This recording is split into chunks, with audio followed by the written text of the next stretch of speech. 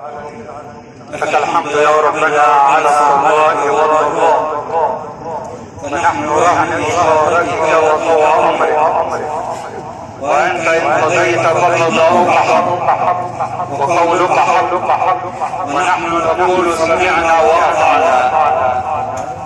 صلاة وسلاما على سيد الورى سيدنا محمد عليه وعلى آله وأصحابه أجمعين صلاة وتسليما كثيرا إلى يوم الدين.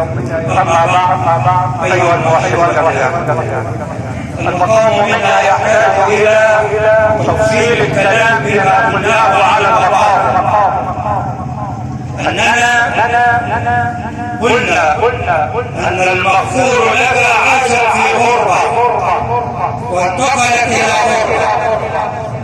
غربة الدنيا، وهي غربة المرض، حيث أفقدها لذة الحياة ومتعة اللقاء مع الأعمال والأعداء. فهل هناك مقابل هذه الغربة؟ نسمع أولا إلى الديان جل وعلا، ثم إلى الذي أرسله لنا رحمة صلى الله عليه وسلم.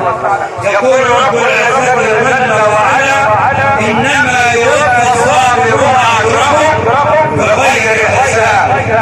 من هم الصابرون؟ الذين يأخذون الأجر بغير حساب حتى يكون الجميع على منهج الحبيب محمد. نروح لسورة البقرة نجد المولى سبحانه وتعالى يقول: وبشر الصابرين. هم مين؟ عشان مش كل واحد يحط نفسه داخل الإقرار أو يقيم نفسه على حسب الهوى، ولكن التقييم والتمييز على منهج الكريم جل وعلا، ثم على منهج سيد المرسلين. وبشر الصابرين هم مين؟ الذين إذا أصابتهم مصيبة قالوا إنا لله وإنا إليه راجعون. يبقى فيها تسليم لمين؟ لله عز وجل. تسليم لله، هذا المحور، تسليم لله. المقابل ايه يا رب؟ أولئك عليهم صلوات من ربهم ورحمة وأولئك هم المهتدون. مقابل 3 أشياء: صلوات. الصلاة من الله يعني ايه؟ ربنا هيقطع لنا ويقول الصلاة من الله ثناء ومدح للعبد، ثناء ومدح للعبد اللي هو صابر. شوفوا لما ربنا يمدحك ويثنى عليك بين الملائكة، واحنا بنردد الحديث وبنقوله، بس يا ريت تطبيقه، ويا ريت الناس لما تتكلم وشوف نفسه هو طبق ولا ما طبقش. ما كانش طبق ما كانش بنقول احنا سامعين الحديث كما طبق يزداد علما على علم. ألم يقل المولى في الحديث القدسي كما أخبرنا الحبيب محمد للملائكة وهو أعلى، للملائكة وهو أعلى. لما حد يموت ربنا عارف إنه مات ولا ما ماتش. نعم. طب ومين اللي خد الروح؟ مش ربنا؟ أمال هو بيسأل الملائكة ليه؟ هو ده الثناء، هو ده الثناء، المدح والثناء. يقول المولى للملائكة: قبضتم ولد عبدي،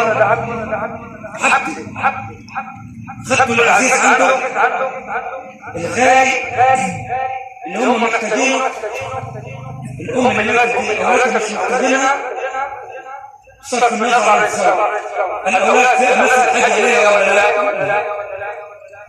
أمال إيه الخدمة يا رب؟ طب لما أنت عارف يا رب إن الأولاد فيها مثل حاجة للأم، ليه؟ الغاية والحكمة بينها ليعلم الجميع أن المتكفل بالعباد جميعا هو الله. أيها الطفل صغير أو رضيع أو في سن الصغر وفي أمس الحال، فربنا بيقول لا تعال، أنا عاوز أعلم العباد هم إن دول الأسباب، ولكن الكفيل الحقيقي بالعباد واحد هو الله، هو اللي يدبر. وما تشاءون وما تشاءون إلا أن يشاء الله. كل بمشيئة مين؟ مشيئة الله عز وجل. فبيمدحوا ربنا وبيثنى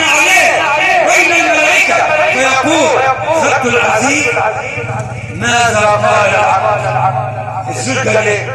الاب قال ايه؟ الام قالت ايه؟ الاخ قال ايه؟ حمدوك يا رب، راضين بحكمك، راضين بحكمك، تقلبت في المرض راضين، واخذتها راضين، لا او لا راضين بحكمك، ده حكم، وما تشاءون الا ان يشاء الله. فماذا يقول المولى؟ ابنوا لهم بيتا في الجنة وسموه بيت الحمد. يبقى المقابل ايه؟ بيت في الجنة. احنا عاوزين نفهم الكلام ده عملي، مش كلامي لفظي، عملي. لو كل واحد خد يقينا ان هو في النهاية ليه بيت في الجنة هيعوض عن كل الدنيا، هتكون عليه الامور والمصائب. ومثال